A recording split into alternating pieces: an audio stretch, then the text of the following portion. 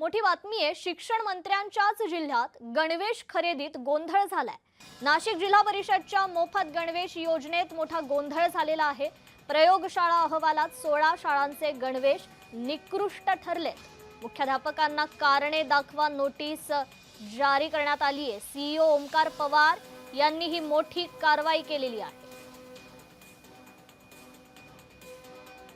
आतापर्यंत 16 शाळांचे रिपोर्ट आमच्याकडे आलेले आहेत। त्याच्यातल्या जवळपास 14 शाळा अशा आहेत ज्यांच्यात 100% पॉलिस्टरचं प्रमाण आढळलेलं आहे आणि 0% कॉटनचं। तशी आम्ही प्रत्येक शाळेची तपासणी करणार आहोत। जसे जसे रिपोर्ट येतील तसे आम्ही कारवाई करणार। याचे अधिकार कारवाई करण्याचे जिल्हा परिषदकडे आहेत, तर योग्य ती कायदेशीर कारवाई केली जाईल। तर शिक्षण मंत्र्यांच्याच जिल्ह्यात आता गणवेश खरेदीत मोठा गोंधळ झाल्याचं पाहायला मिळतंय। मुख्याध्यापकांना या संदर्भात कारणे दाखवा नोटीस बजावण्यात आलेली आहे। सीईओ ओमकार पवार यांनी ही मोठी कारवाई केलेली आहे। नाशिक जिल्हा परिषदेत गणवेश खरेदीत हा गोंधळ पाहायला मिळतोय। अधिक अपडेट घेऊयात आपले प्रतिनिधी किरण गोटूर यांच्याकडून। किरण, खरं तर शिक्षण मंत्र्यांचा हा जिल्हा आहे आणि गणवेश खरेदीतच गोंधळ झाल्याचं पाहायला मिळतंय, काय अधिकची माहिती?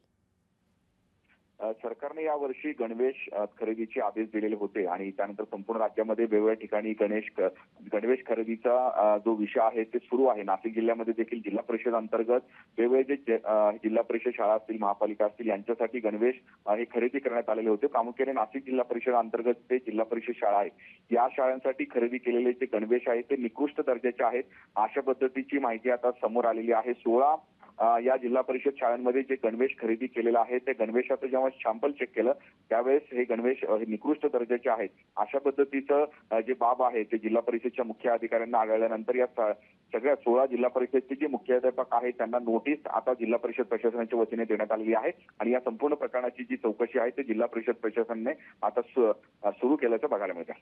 किरण, खरं तर या गणवेश योजनेत काही घोटाळा झालाय का, अशी काही माहिती समोर आली आहे? आता प्राथमिक जे माहिती मिळतं आहे त्या माहितीनुसार हे जे गणवेश खरेदी करण्यात आलेले आहेत ते निकृष्ट दर्जाचे आहेत।